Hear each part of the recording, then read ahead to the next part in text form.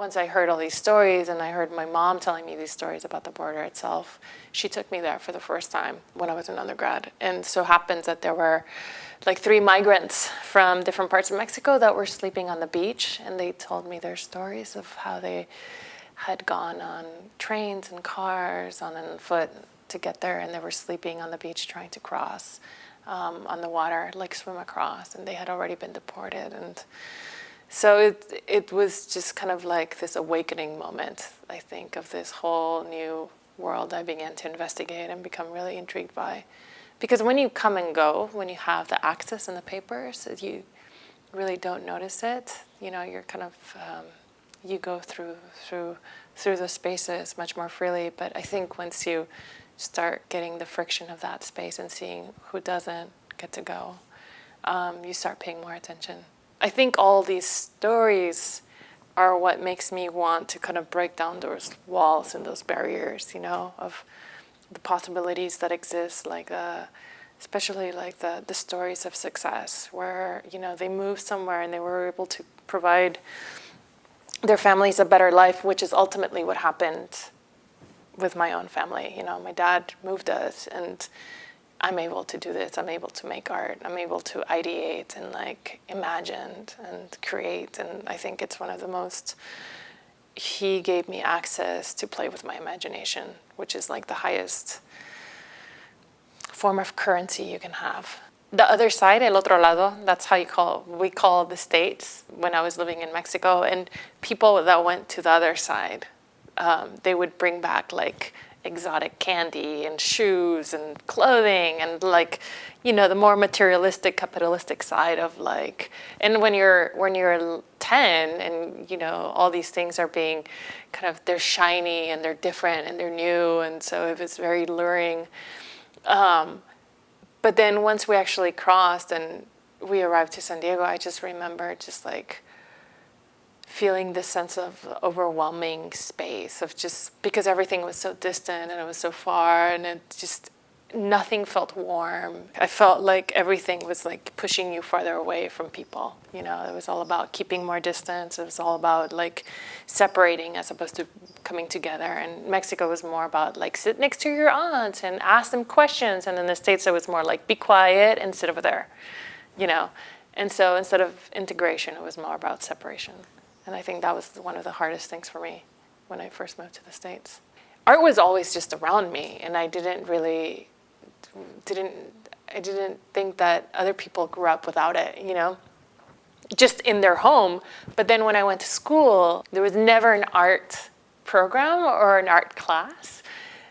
So none of my classmates knew I could draw, or that was something I just did in my room by myself, you know, for hours. And it wasn't until I went to community college, you know, that I took my first sculpture class, and I fell in love with it. And it wasn't until my teacher actually told me to go to like portfolio day for the Art Institute that I was visiting, coincidentally. And I was like, what's a portfolio? And she told me, you know, just take photos and bring some of the drawings or bring anything that you've done. And literally the Art Institute gave me a scholarship on the spot. You know, art's definitely more accessible in the United States. It's not a way of life. It's not very few people get to do it in Mexico, and very, very specific cities. I think in the States, there's more of a possibility, and there's more space, and there's more access to it, and there's more funding for it as well. In Mexico, it's so limiting, and it mostly exists like within 3 cities. Had we stayed in Tampico, where I grew up, I don't think I would have ever had access to it. The border was something that I had to even I had to like travel more and get farther away to be able to actually come back to it, because I was doing a series of actions there. Even when I was in grad school, I would go and like sweep the sand or mop the beach, you know, in the typical like little black dress and the stilettos.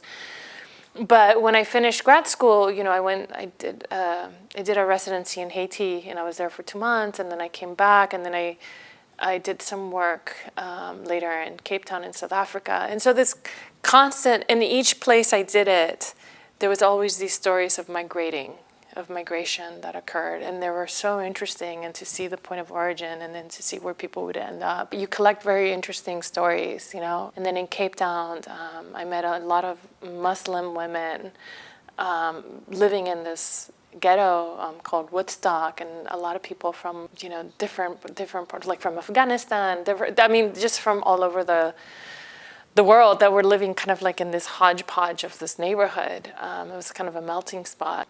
At one point, I went down to Brazil and had a totally different experience. And then I came back, and that's when I did the piece at the border. In 2011, that's when I went to Tijuana.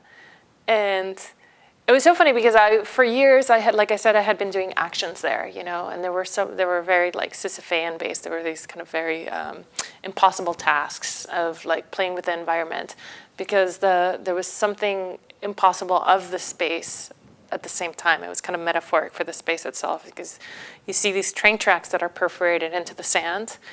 And for me, it's so funny because train tracks are so much about movement and mobility and journey and access, and all of a sudden they're like surrealistically like lifted from the floor, and like they're an impediment to movement, and they look like jail bars. But like I said, it wasn't until much later, and I had been trying to like figure out some sort of protest or manifestation action that would be directly on the wall, not in front of it or around it or about it, but like using the wall itself. And literally one day I woke up and I had this like lightning idea: paint, you know. It's like, that's what I do, that's what I use, and why don't I use what's in my arsenal and get rid of it, like in this very quiet way. And so I went with my mom to Home Depot, and we literally had like 50 Pantone chips and like little paint, you know, as you go in the paint section, there's like all these tons of blue. And we would run outside Home Depot and like look at them with the sky and try and get the one that's most proximal. And then the next day we took a 15-foot ladder, and I did this performance where I scaled up on the ladder and started painting it out. The police tried to stop me 15 minutes into it, and we ended up having like, I almost got arrested, and then we ended up having like a 45-minute debate,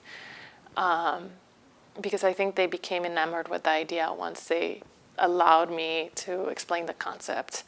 And so they liked it, and they let me continue. And 5 hours later, I had painted like a huge portion of it out.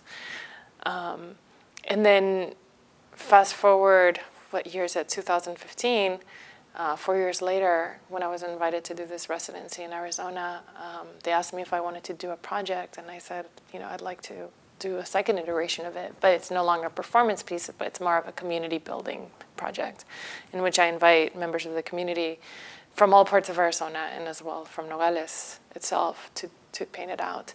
And we had about 40 people, and there were from all over Arizona, and including people that had been deported. And it was much more expansive. I mean, it was literally like, you know, about 50 feet in length.